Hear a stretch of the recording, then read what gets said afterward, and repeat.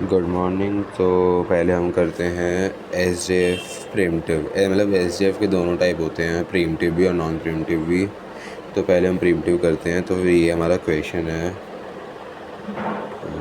5 2 1 sorry 3 4, ये 5 है, ये P6 है, ये हमारा आ जाता है 2। फिर हमारा बर्स्ट टाइम है, ये अराइवल टाइम होता है, ये बर्स्ट टाइम होता है। तो 4 2 1 6 8 4। ठीक है, तो हमको निकालना होता है most of the time average turn around time और एवरेज वेटिंग टाइम। ठीक है, तो फिर हम लोग शुरू करते हैं। हमारा एस जे एफ में हमारा एफ सी एफ एस जो होता है फर्स्ट कम फर्स्ट सर्व, उसमें हमारी रेडी क्यों नहीं बनती, लेकिन हमारा एस जे एफ में बनती है। तो हम पहले रेडी क्यू लिख लेते हैं। ठीक है, तो फिर अब हम लोग इसमें देखेंगे सबसे पहले कि हमारा सबसे कम बर्स्ट टाइम किसका है। तो वो है हमारा P3 का। तो हमारा साथ साथ यहाँ पर गैंट चार्ट भी बनेगा। तो हमारा सबसे पहले 0 से लेकर 1 तक तो हमारा ट्रैश है, तो ये ऐसे आ जाता है। फिर हमारा आ जाएगा P3, क्योंकि हमारा सबसे कम बर्स्ट टाइम इसका यही था। बल्कि हम लोग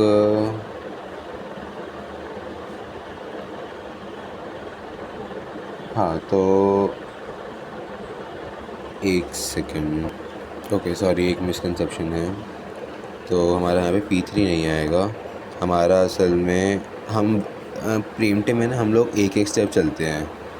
लाइक पहले 0 से 1 पर आए तो ट्रैश है, फिर हमने 1 पर चेक किया, 1 पर यहाँ पर अराइवल टाइम 1 यहाँ पे इसका है P5 का। तो फिर हम लोगों ने रेडी क्यू में हमको 1 के सारे चेक करने हैं। अगर एक ही है तो हमने पहले यहाँ पे P5 और साथ में उसका बर्स्ट टाइम 8 हमने ऐसे लिख लिया। और हमने फिर P5 चलाया, एक स्टेप चलाया, हम एक स्टेप ही चलाने वाले सबको। तो अब हम लोग 2 पर आए। ठीक है, तो हमारी फिर ये जो रेडी क्यू होगी वो हमारी चेंज होने वाली है। हमारी 2 पर हम लोग चेक करेंगे हमारे 2 पर क्या क्या अराइवल टाइम्स हैं। तो P4 और P6 आए हैं हमारे, तो हमने उनको वैसे के वैसे लिख लिया, P4 और P6। फिर हमने इसको भी हमने एक तो ले लिया ना, हमारा एक टाइम तो यूज़ हो चुका 1 से 2 में। तो हमने फिर इसको हटा करके लास्ट में, जैसे हम क्यू में करते थे, लास्ट में हमने P5 7 कर दिया अब। ठीक है, हमारे रेडी क्यू बाकी रह गया है। फिर हमने P4 और P6 हमारे 2 हैं, तो अब हम इसके अंदर कम जिसका भी बर्स्ट टाइम होगा वो हम लोग लेंगे। तो हमारा P6 में कम बर्स्ट टाइम है, तो फिर हमने P6 को लिया, फिर से एक स्टेप चलाया, 3 पर आए। फिर हम लोग 3 पर आए, हमने 3 पर चेक किया, हमारा P1 है हमारा, जिसका बर्स्ट टाइम 4 है। तो हमने उसको रेडी क्यू में लिखा, P1 4 हमने इसको रेडी क्यू में लिखा। और इसके बाद हम लोगों के पास अब हम देखेंगे हमारा जो P6 चल रहा है वो भी 4 है और P1 भी 4 है। ठीक है, हमारे रेडी क्यू में दोनों ही 4 हैं फ़िलहाल। तो फिर हम जो चल रहा है उसी को चलने देंगे। लाइक P6 चल रहा है तो P6 चलने देंगे हम। तो हमारा P6 एक और स्टेप चलेगा, तो हमारा ये आ जाएगा 4 पे। फिर हम 4 पे चेक करेंगे तो P2, ठीक है, P2 पर 2 है, तो हमने उसको रेडी क्यू में लिख लिया, P2 2। अब हम लोग फिर से चेक करेंगे, हमारा P6 चल रहा था जिसके हमने 1 और 2 हमने 2 चल दिए हैं। तो हमारा P6 वैसे 4 था, यू कैन सी है, और है हमारे 4 था P6। तो फिर अब हमारा 2 हट चुका है, तो हमारा 2 ही रह गया। और हमारा P2 में भी 2 है, तो फिर से हमारा सेम हो गया। तो फिर हम फिर से P6 को ही चलने देंगे, जो हमारा पहले से चल रहा था, हम उसको चेंज नहीं करेंगे। तो हमारा ये P6 चलेगा। फिर ये 5 पर आया, फिर हमने 5 पर चेक किया तो P3 है और P3 का बर्स्ट टाइम भी 1 है। तो हमने रेडी क्यू में P3 1। अब हम P6 का फिर से चेक करेंगे। P6 में हमारा 4 था और हमने 3 चल दिया, 1 2 3। तो हमारा 3 जब चल चुका है तो हमारा एक ही रह गया और P3 में भी एक है, तो इसलिए हम लोग उसको चेंज ना करके वैसा का वैसा रखते हैं। तो हमारा ये हो जाता है P6। ठीक है, हमारा P6 ही चलेगा फिर से। अब हमारा आया 6 पर, और हमारा P6 अब 4 बार चल चुका। हमारा बर्स्ट टाइम 4 था तो हमारा पूरा हो चुका, तो हमने इसको रेडी क्यू से हटा दिया। फिर हमने 6 पर चेक किया, 6 हमारा कोई भी नहीं है।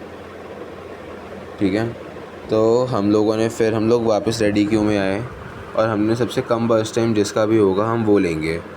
जैसे हमारा P3 है सबसे कम बर्स्ट टाइम 1, तो हम लोगों ने P3 को लिया, एक स्टेप चलाया, हमारा एक स्टेप में ही P3 पूरा हो गया, तो हमने उसको भी रेडी क्यू से डिलीट कर दिया। हमारा P3 हो जाने के बाद हमारा आ जाता है P2। ठीक है, तो हमने फिर P2 लिया, P2 में 2 ही हैं, तो फिर हमने P2 को लिया। अब हम चाहें तो हमारा जब रेडी क्यू हो रहा था, मतलब हमारे सारे स्टेप जो यहाँ पर लिखे हुए हैं ये पूरे लिख लेते हैं, तो फिर उसके बाद फिर हम चाहें तो फिर हम लोग ऐसे कर सकते हैं कि हम सीधा जो कम वाले हैं उनको एक साथ लगाते हैं। जैसे P2 का 2 है तो हमने सीधा 2 करके 7 से 9 पर आ गए, लाइक 2 स्टेप हमने एक साथ ले लिए, तो हमारा ये भी कैंसिल हो गया। फिर हमारे बचे P4, P5 और P1। तो हमारा इसमें P1 है तो हमने P1 लिया, 4 स्टेप था तो 13 लिखा, और फिर हमने P1 को भी कट किया। फिर हमारा P4 और P5 में P4 था, तो फिर हम लोगों ने P4 भी लिया, और P4 को हमने फिर 6 स्टेप चलाया तो 19 हो गया। और इसके बाद हमारा आ जाता है बचा हुआ इकलौता P5, तो हमने P5 को लिखा, और इसको भी 26 तक चलेंगे क्योंकि ये 7 हैं, तो इससे हमारे ये भी आ चुका है। ठीक है, तो हम लोग लिखते हैं कंप्लीशन टाइम। तो हमारा कंप्लीशन टाइम देखो, हम लोग P1 का चेक कर रहे हैं सबसे पहले। P1 का कंप्लीशन टाइम हमारा इसके अंदर, P1 हमारा यहाँ पे ख़त्म हो रहा है सॉरी, P1 का हमारे यहाँ पे ख़त्म हो रहा है, तो हमारा ये 13 है, तो हम लोगों ने P1 का कंप्लीशन टाइम 13 लिखा। फिर हमारा P2 का हम लोगों ने ऐसे यहाँ पे चेक किया, P2 का हमारा ख़त्म हो रहा है यहाँ पर 9 पर ख़त्म हो रहा है, तो हमने इधर 9 लिख लिया। फिर हमने P3 चेक किया, हमारा P3 ख़त्म हो रहा है यहाँ पर, तो उसका 7 आ रहा है, तो हमने यहाँ पे 7 लिखा।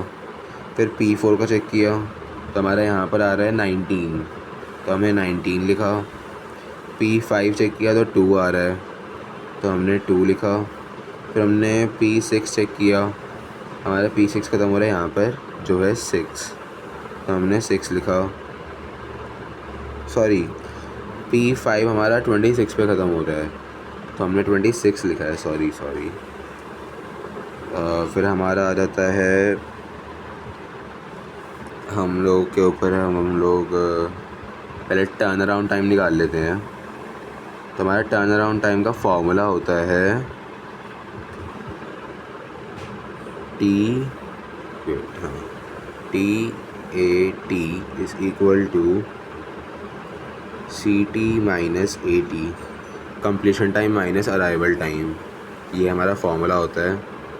तो हमने वही लगाया, CT माइनस AT करके हमने CT minus AT 10, CT minus AT 5, CT minus AT 2, CT minus AT 17, CT minus AT 25, CT minus AT, ये हमारा आ जाएगा 4। ओके, हमारा ये 4 आ गया। फिर हमारा हम लोग निकालते हैं वेटिंग टाइम। हमारा अब वेटिंग टाइम का जो फॉर्मूला होता है वो होता है WT is equal to TAT,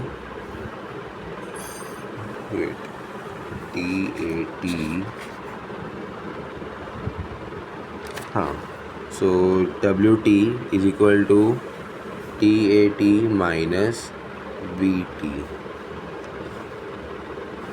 ये हमारा दूसरा फॉर्मूला होता है turn around time minus burst time. तो हमारा वेटिंग टाइम हमारा आ जाता है TAT माइनस BT, तो ये हमारा 6, TAT minus BT 3, TAT minus BT 1, TAT minus BT 9, नहीं सॉरी 11, हाँ, TAT माइनस BT ये हमारा आ जाता है 17, T80 माइनस BT हमारा 0 आ जाएगा। अब कुछ नहीं है, आपको बस कैलकुलेटर लेकर के इसको सम करके डिवाइड कर देना, मतलब एवरेज निकाल देना इसकी, और इसकी भी एवरेज निकाल देना। तुमको क्वेश्चन में इन दोनों की एवरेज ही पूछी जाती है। तो ये तुम्हारा हो गया शॉर्टेस्ट जॉब फर्स्ट का प्रीम्प्टिव।